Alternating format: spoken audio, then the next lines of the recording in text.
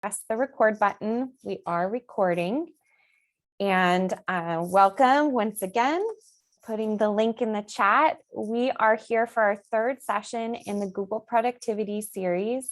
And today's session is going to focus on collaborating with Google.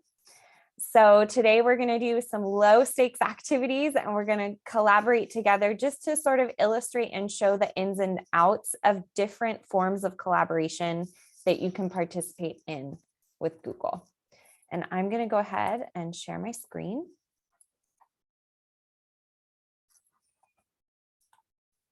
All right, and we'll get started. So welcome everybody.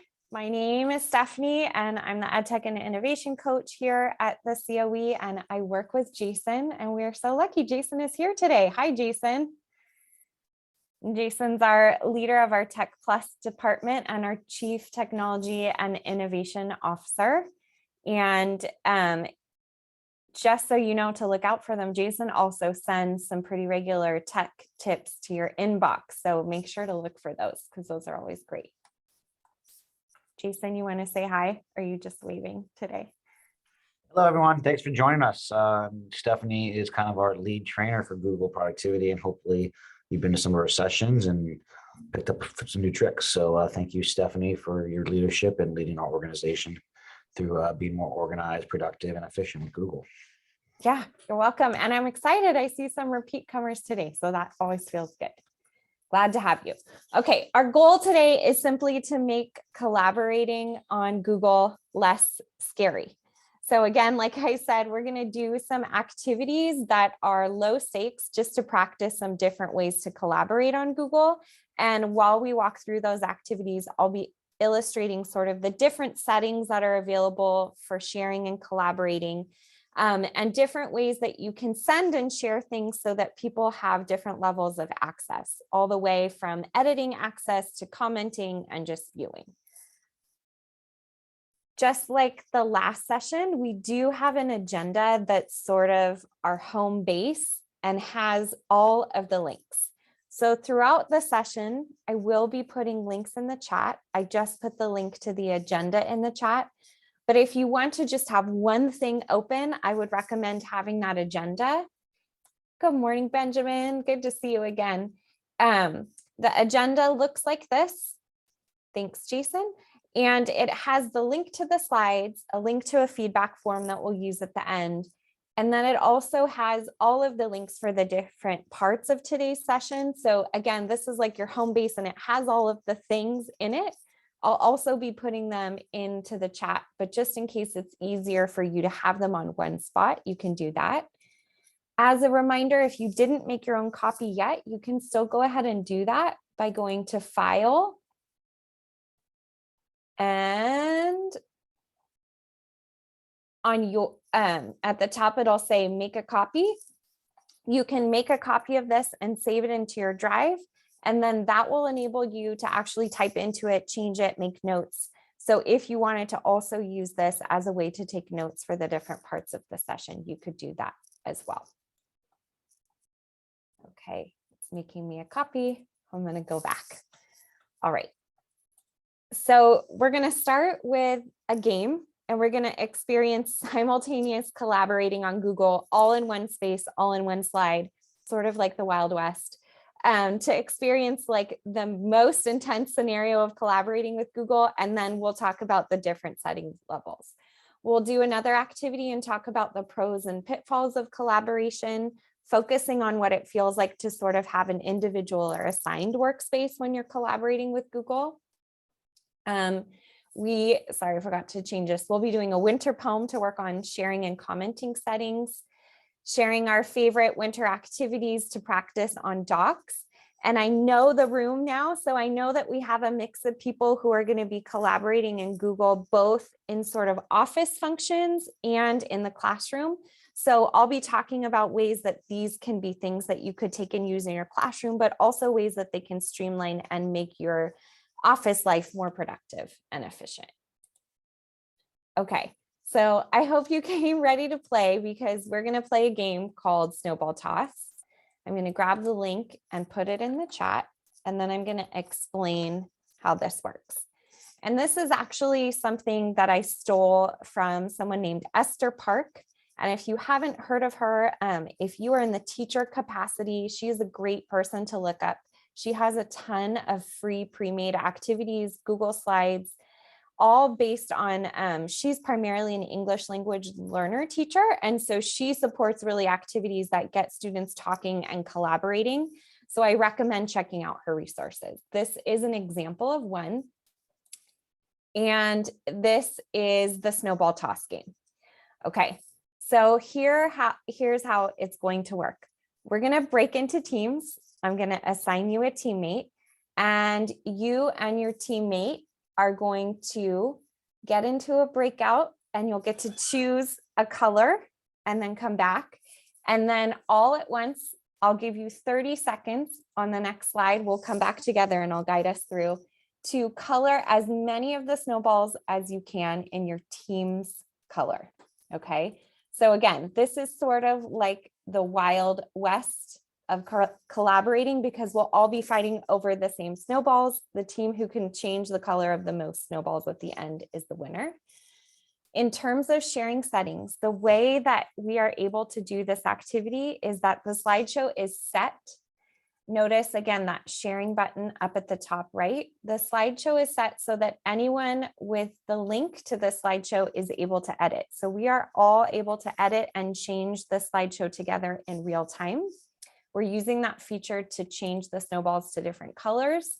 You could use this as a teacher or facilitator if you were doing a Google Doc or a slideshow and you wanted everybody to add into the same thing at the same time. You could set it so that anyone on the internet can edit. Okay, the way that you're going to pick your color is this. You'll click, so you need to be in editing mode. You'll click on the cell of your team number. So don't do it yet. I'm going to split us into breakout rooms to pick our team colors. And you'll go up to the paint bucket for fill color, and then just go ahead and choose your team color. For example, if you wanted purple, you would click purple, and now your team would be designated as purple. Okay, I'm going to do a quick count. 1, 2, 3, 4, 5, 6. Jason, I'm going to put you on a team, if that's okay. Okay, so I'm going to use the breakout rooms to make our teams. There's going to be 2 people on each team. The number of your breakout room will be your team number. So for example, if you're sent out into breakout room 1, then you'll be team 1. You will have just 1 minute in the breakout room with your partner to go ahead and pick your team color, and then we'll come back. So your only job in the breakout room, just say, hey, pick your color, and then we'll come back before we actually get into the snowball toss game. That was a lot of information, so I just want to pause for a moment and ask what questions we have before we go out into the breakout rooms. Okay, this is kind of silly. I do know how to fill, but I don't have the paint bucket. Oh, okay. So you might not have the paint bucket for a couple reasons. Your menus might be hidden, so it could be the arrow. So Yeah, my arrow's pointing up. Okay. So You if might- I put it One back thing down. with Google is it's smart. It knows what you're clicking on. So you have to click on a snowball first in order to get the paint bucket so that you know to fill it, because it changes your toolbar depending upon what. There it is. Got it. Thanks. Thanks, Jason. Okay. And Benjamin, I saw your camera came on. Did you have a question too, or you're just getting ready for your teammate? I'm just getting ready for the snowball fest. Okay. He's All right. warming up. So He's getting don't color any snowballs yet. Just only pick your team color. Make sure it's one you both totally love. Okay. We'll have 1 minute in your breakout rooms to pick your team color. The pressure's so real. Yeah, you didn't even know. I should have warned you to drink your coffee this morning. Okay, here we go. 1 minute just to pick your color.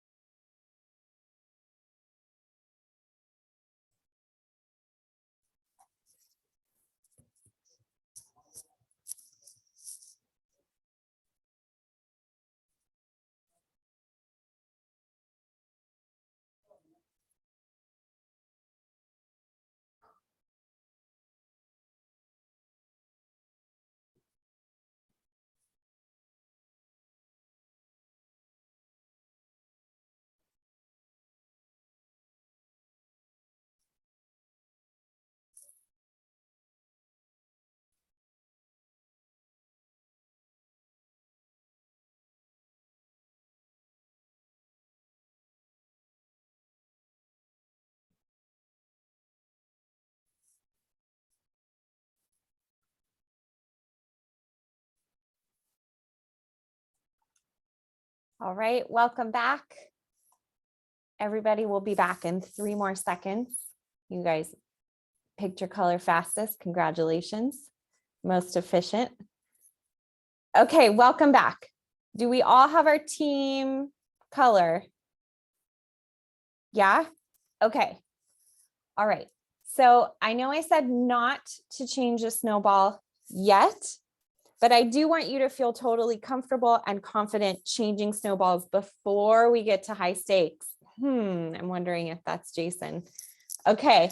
What Yeah, I would- and can we do Yeah. that? Can we select all and just color it? And is that fair? Because All right. So the last time I ran this session, somebody figured that out on their own who was not Jason. And I was like, okay, fine, I'm going to let it slide. But Jason, no, that is not allowed. You must color your snowballs one at a time. So the way that you color a snowball is you click on it, go to the paint bucket, click the color. Now you've claimed that snowball as yours. Okay, so I'm going to put this back. And I'm going to give you 1 minute just to practice changing those snowballs. Okay, so take a minute and just practice so that you feel comfortable. This is not the real deal. Just practice, get familiar.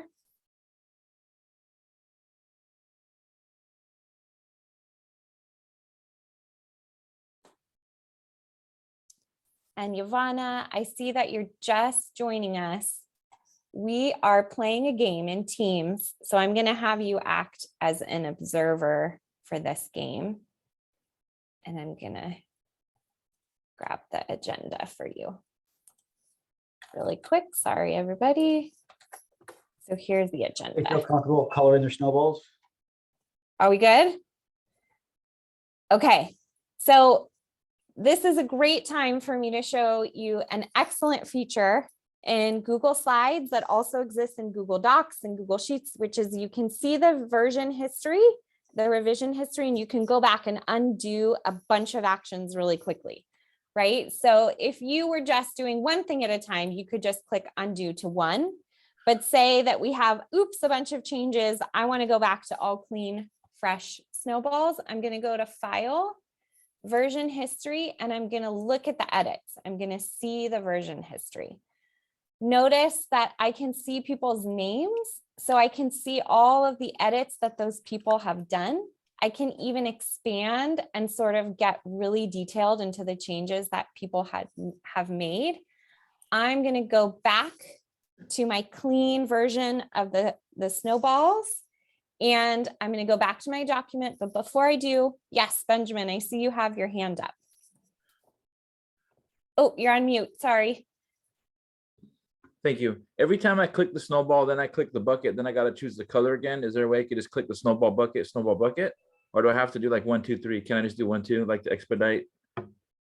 That's a great question. The only way I know is the 1, 2, 3, but we do have Jason here. Jason, is there a faster way? Well, yeah, you can use Format Painter. So Okay. Format Painter allows you to paint the format of whatever you clicked, and you just click on the Format Painter and then click on a little paintbrush and then click on another ball.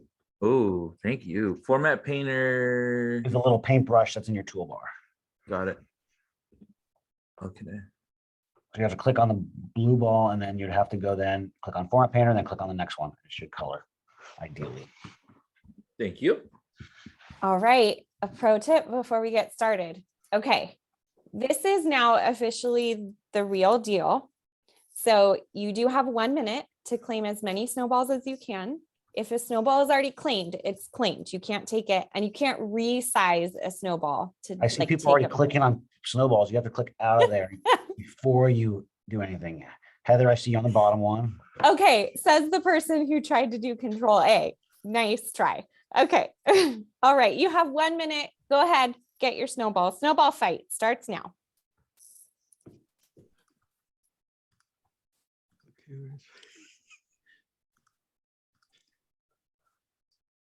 I think I put the wrong blue, didn't I? Whoops. Don't forget to put purple. Wait, how are you guys doing so fast?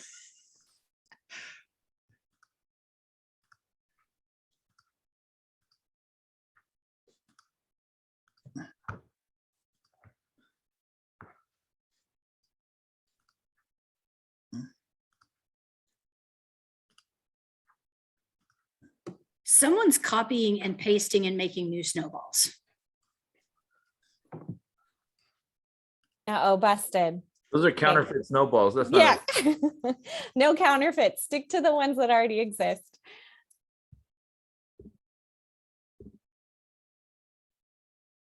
Though I'd like to talk to them about a money-making opportunity later. Okay. All right, 1 minute's up. Hands off your mice. All right, see a lot of purple. congratulations. I do see a lot of purple, see a lot of red. I'm not going to do the counting. I'm going to just go ahead and say we're all winners here in this snowball toss. So thanks everybody for playing. The reason that I shared that game with you is sort of, there's a couple, right? So that was the most scary stakes in terms of collaborating on Google, where we're all in one space and we're like fighting over the pieces. But we did learn some important things, right? That the sharing settings was that, yes, Daniel, the sharing settings were set so that anyone could edit, and that let us all work together at the same time. And also we saw that as a teacher, as a facilitator, if something that we do gets changed in a way that we don't like it, we can always go back to that version history, and we can find our name and go back to the last edit that we made and switch it back.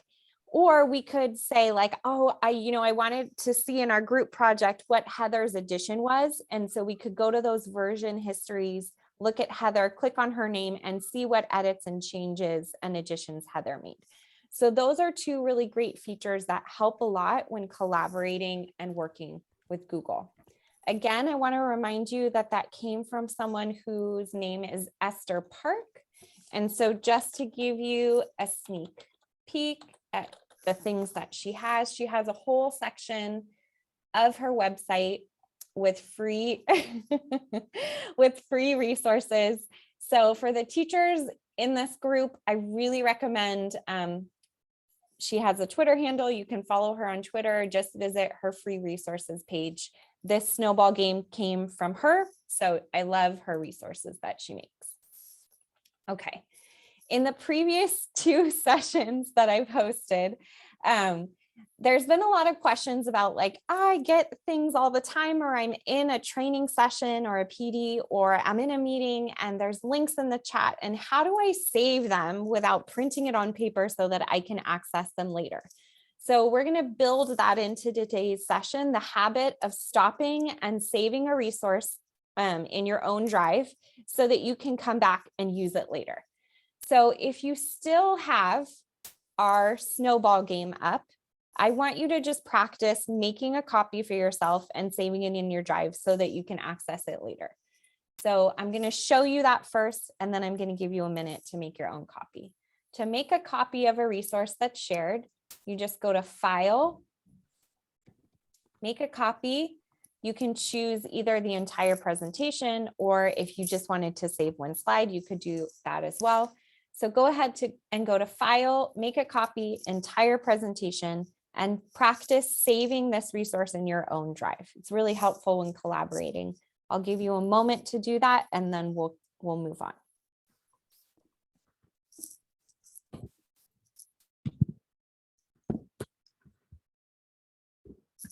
Yes. Benjamin is asking how to add memes into slideshows.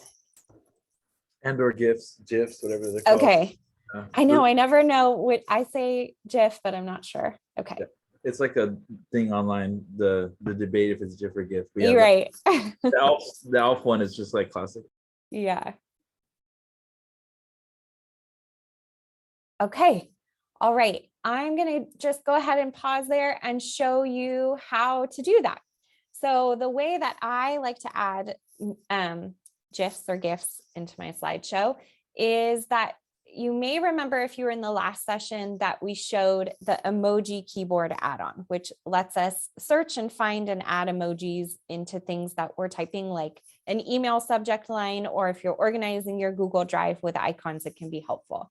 There's actually another add-on that I love, which is Giphy add-on, or Jiffy. And I'm going to drop the link to that in the chat. And it really streamlines the process of getting those and adding them into your slideshows. I'm going to show you how it works. So if you were in our last session, you'll remember that add-ons are things that you add onto your Chrome that are just little tools and extras that help you with things. The way that you get them is towards the right, you'll have a button that says install. Mine says remove because I already have it. And then they show up as little icons at the top of your Chrome window. If you're not seeing it, your Chrome window might be resized or it might not yet be pinned. So you can click on this puzzle piece for the add-ons that you have. And notice I have that add-on Giphy or Jiffy for Chrome. So I'm going to just go ahead and add a new slide to show you how it works. I go to that add-on. Where did you go?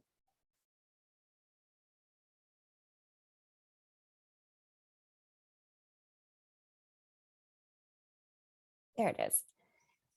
And now I can search for any GIF that I want, like say that I wanted a cute cat. Oh, look at all those cute cats. I just click on the one that I want and I drag and drop it. And there you go. It comes with like a link to the details and stuff, so you can click on that and delete it. And now I've got that GIF in my slideshow. So that is the most streamlined way that I've found for adding those into my slides. You're welcome. All right. Okay. Now that we've had that cuteness overload, let's keep moving. Okay, we stopped and saved. We practiced the Wild West. Thank you all for playing along with that snowball game. Now we're going to do another activity that can be great both for facilitating a meeting or a session and also in your teacher life. It's an EduProtocol, which are lesson frames that work for any subject level, any grade level. They're amazing. And this EduProtocol is called Thin Slides. And so the way that it works is I'm going to drop the link to this slideshow in the chat. We are now going to practice all working together on the same slideshow, but we're each going to have our own workspace. Our own workspace is that we're each going to go ahead and grab a slide. So let me explain how Thin Slides works. Thin Slides is that you are going to claim a slide by adding your name at the top where it says name. And then as the facilitator, the teacher, the leader, I'm going to give you a prompt. And you're going to think about one image and one word that match the prompt that you think of when you think of the prompt. And then in about 30 to 60 seconds, we'll share out. So it's a quick way to give students an opportunity to really think about a prompt on their own, put something down, and then have sort of a talking point for discussion and to build those sort of collaboration skills and thinking skills. Last time we were working in a slideshow, we were all working on the same space, fighting over those snowballs. This time we're each going to have our own slide. Again, my sharing settings for this collaboration situation is that anyone on the internet with this link can edit. If I was a teacher assigning, I could also do something like pushing this out with Google Classroom, and then it would automatically let my students have access to that file. Your prompt for our Thin Slides is, in your mind, what's a potential pro and or pitfall of collaboration? So thinking about times that you collaborated on Google, no worries. Thanks, Jessica. Thanks for popping in. Good to see you. What's something that you feel like has been a benefit of collaborating in the Google space, and what's something that's been challenging for you? And slide number 4 is our sample. This person went above and beyond and they decided to do a pro and a pitfall. So a pro of collaboration can be those the diversity of thoughts and opinions and ideas, right? But a pitfall can be sometimes there's too many chefs in the kitchen getting in each other's way. So what I would like you to do is you'll notice that there's tons of blank slides underneath the sample. Go ahead and find one and claim it by putting your name. So where it says name, go ahead and change that to your name. give you about 30 seconds to claim a slide. Great. Notice that as a facilitator, I can see everybody's little icons. So as a facilitator or a teacher, I'm able to see where everybody's working and sort of keep track at the same time. I want to point out just one thing that's new-ish on Google Slides that can also help for the monitoring in terms of when people are collaborating on Google Slides is it defaults to what's called film strip mode on the left. But say I was leading a class in an activity and I wanted to sort of get a bigger picture of all their slides, I can go over here to grid view. And then that just enables me to see everybody's slides a little bit bigger. So again, there's this sort of toolbar on the bottom left where you can switch between film strip and grid view. That's just a monitoring trick. Okay, so we've got our slides claimed. You have, I don't know, a minute? Does that feel like long enough? I can watch maybe 2 minutes to work on adding a picture, a word, a pro and or pitfall of collaboration. Maybe you're going to go above and beyond and add a GIF or a GIF now that you've got that add-on, if you had time to do that. So I'm going to go ahead and give you 2 minutes to work on the slides. And if that's not enough, we'll have more time.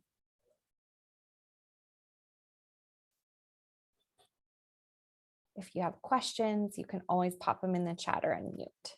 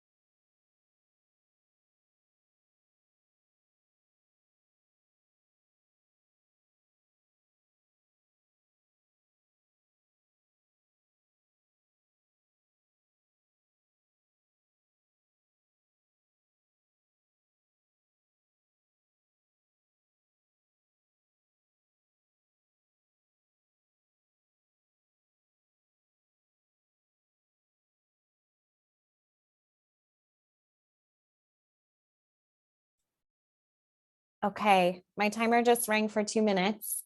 Quick feel of the room, like virtual thumb up, I'm ready. And if I don't see the thumbs up, we can do a couple more minutes. And or real thumb if your camera's on. Okay, cool. Allie's ready. Benjamin could use a couple more minutes. Oh, okay. All right, let's do 2 more minutes till 9:35. And then we'll make a hard stop at 9:35.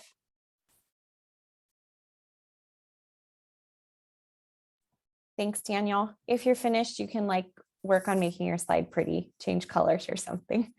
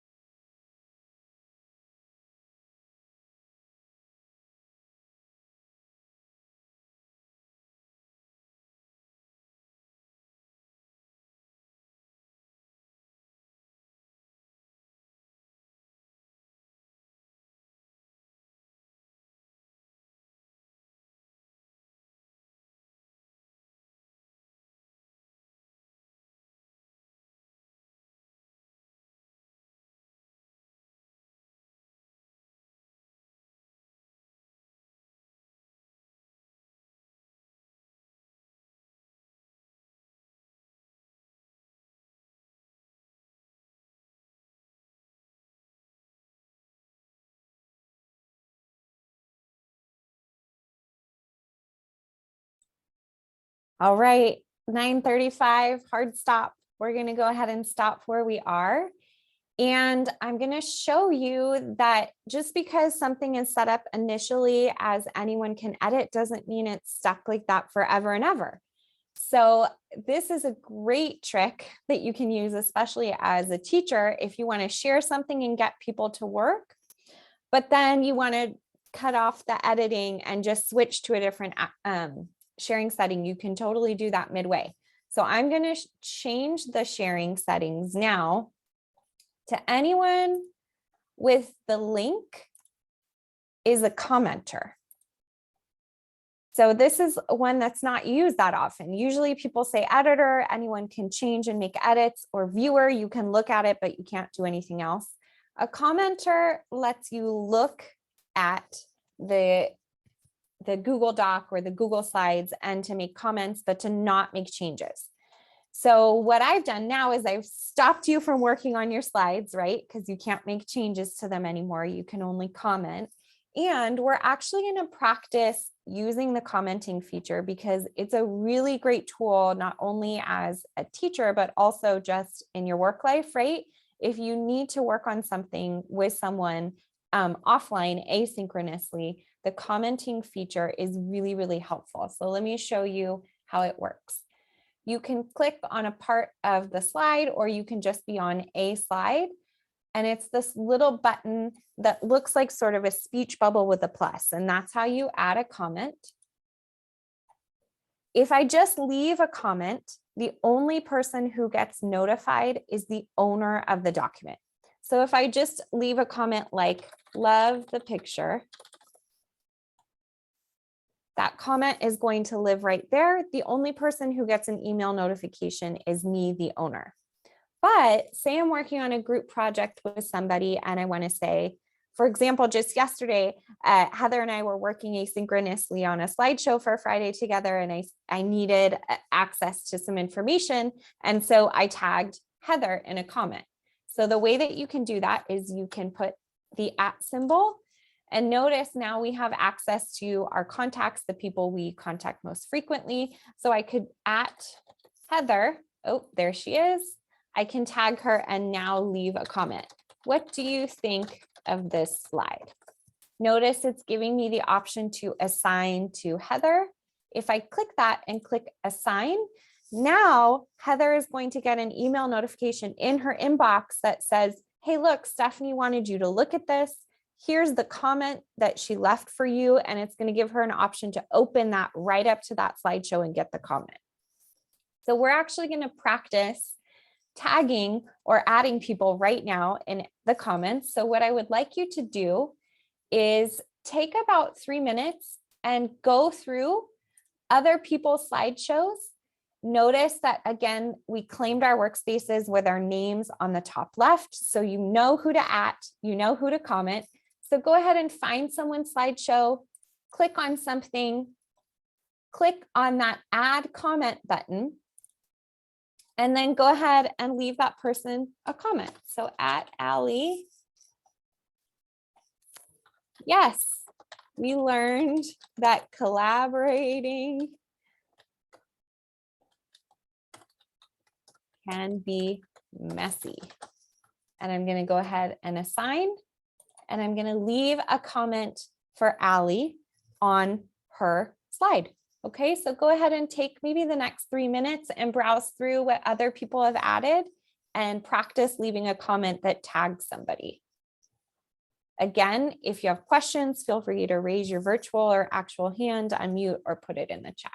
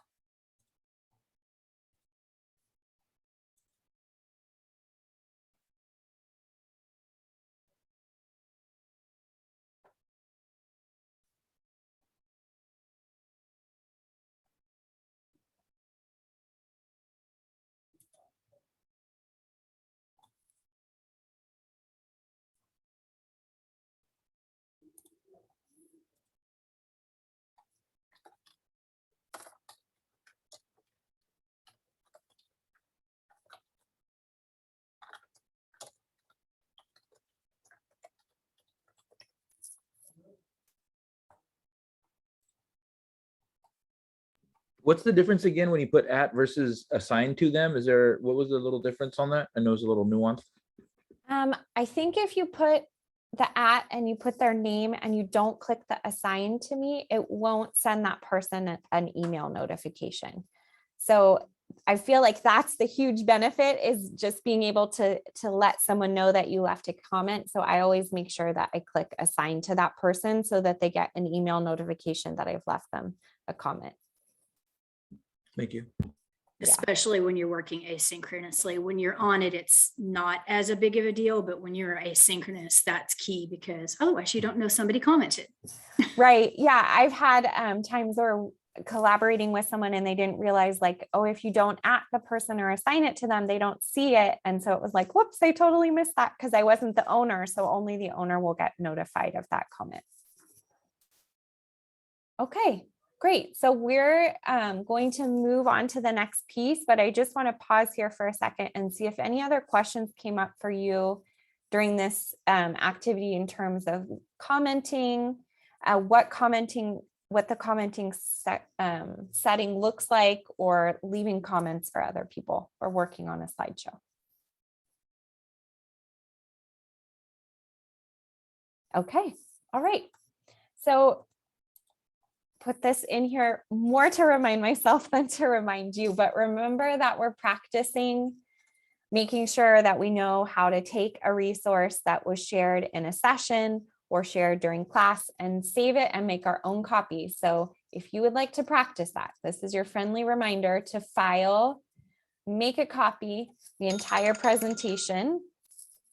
If you are a teacher friend in our midst, the Thin Slides is a great activity that you can do with students on any content area, any grade level. And all you have to do is plug in your prompt, do something low stakes at first with your students so they can get familiar with the procedure and the protocol of doing a Thin Slides, and then you're off and running. It's a great activity to use over and over. And you can steal the slideshow. You would just want to go back and delete the slides that have already been changed. Okay. All right, so we're going to go ahead and collaborate again. I told you today is full of activities because we're getting a hands-on look at what it's like to collaborate in real time in Google. So we're going to try now. We've did the snowball fight where we were all working together in one space. We did Thin Slides where we saw what it felt like to have our own slide that we were working on in the same slideshow. Now we're actually going to take a slideshow and practice making our own copy. So we're going to be working separately on our own documents, but at the same time. So what I would like you to do is I'm going to go ahead and put a link in the chat to this winter poem activity. And if you've ever used or seen magnetic poetry, that's the same idea. So down here are a bunch of words and you can move them to make your own poem about winter. Don't worry, I'm not expecting you to be Shakespeare. It can be simple and basic. It's just to practice working on your own Google slide. And remember, you're going to want to go to File, make a copy, entire presentation in order to have your own copy of this to work on. To prevent people from being able to edit or change the original, notice that I've set my sharing settings so that anyone can view. So when you are accessing this, you are able to look at it, but you are not able to actually move around those pieces or words on this copy. You have to make your own copy first. If you want to look at what words are available before you get started, slides 2 and 3 have the word list because I know they're all in a big jumble at the bottom.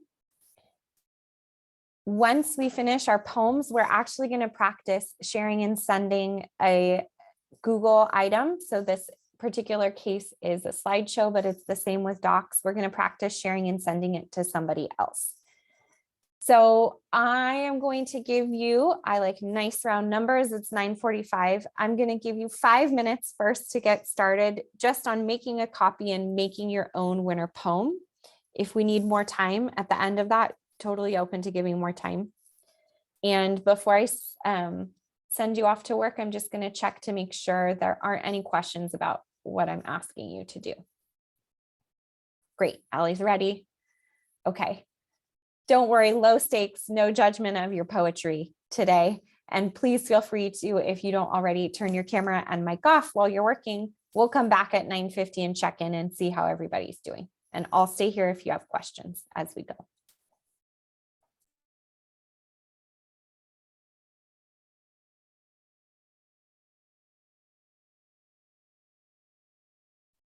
How are we feeling? Like 2 more minutes, or we're good? We got a poem? or Need something? verbs. You need verbs. Okay. I mean, if you feel like you're missing a word, you can go ahead and add a text box and add a word that you think would fit. I made it work without. Okay. How about everybody else? Do you feel like you have something you could share? That's good enough? Yeah, Allie? Okay. Heather? What about you, Benjamin? Good? Okay. All right. Okay, cool. All right. What I'm going to do is I'm actually going to assign you a partner, and you're going to practice sharing or sending what you have to that person. And then they're going to use that commenting feature that we just practiced and send you a comment back on your poem. And so really the purpose is just for you to see how you can take something that you have and share it with somebody for collaboration. So the way that you would do that is go up to the share button on your poem. And then you're going to type in the person's name, who's your partner. You're going to share it with that person. They're going to go to their email and receive your shared poem and leave you a comment back. So I'm actually going to pair Heather with Benjamin, and I'm going to pair Daniel with Allie. Okay. All right. So go ahead and take the next 4 minutes to share with your partner, and then leave them a comment on their poem. Look for their poem and leave a comment. Share, receive, comment.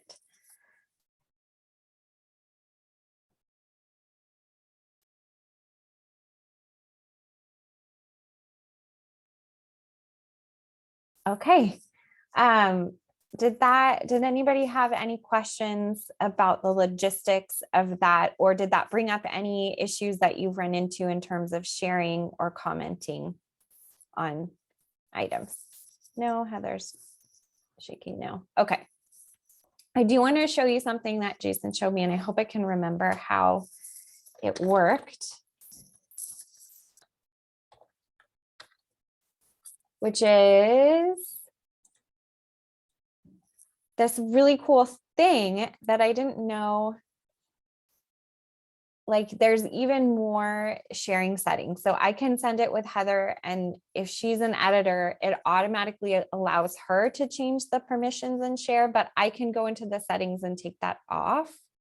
I can even like disable that people can download or print. So say I was sending something that was confidential and I didn't want them to be able to download and print a copy, I could take that off as well. There was another, I'll have to ask Jason, there's another feature too that lets you like set the time constraints on how long somebody's sharing settings last.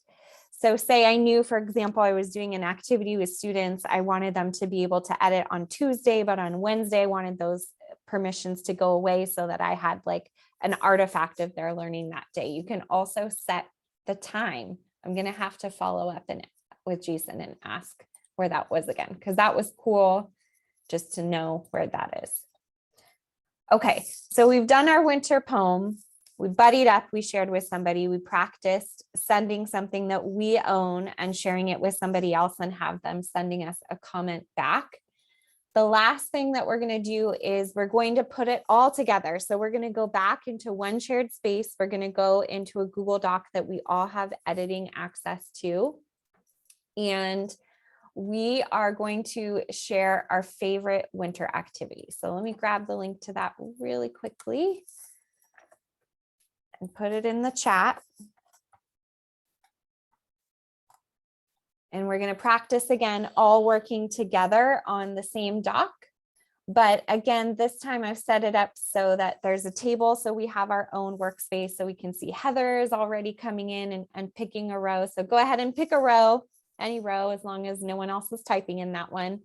And then take maybe the next 2 minutes to, if you have some favorite winter activities, bonus points if they're local, so that we have a list of ideas of things to do. I don't know if anybody else loves to hear what other people like to do locally. And then when you finish adding your ideas, read through what other people are adding and feel free to comment and tag them in those activities.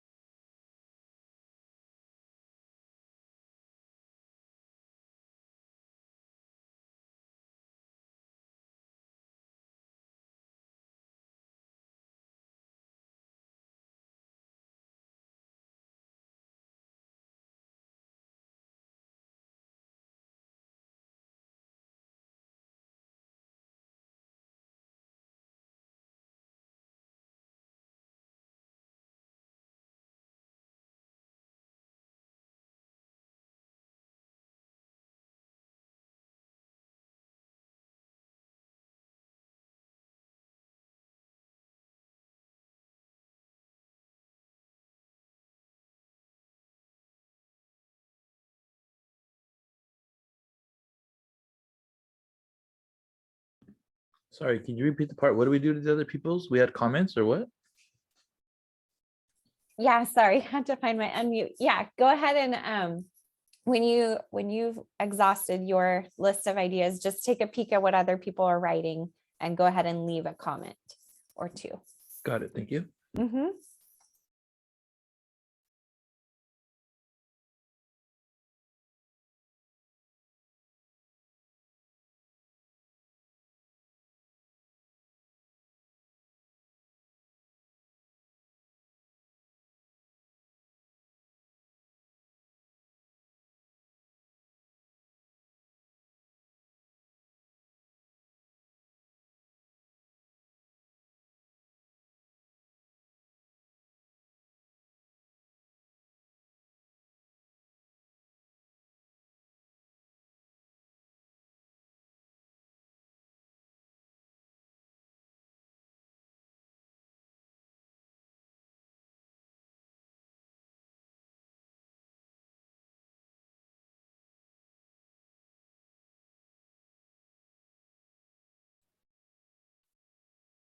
All right, go ahead and finish your last thought.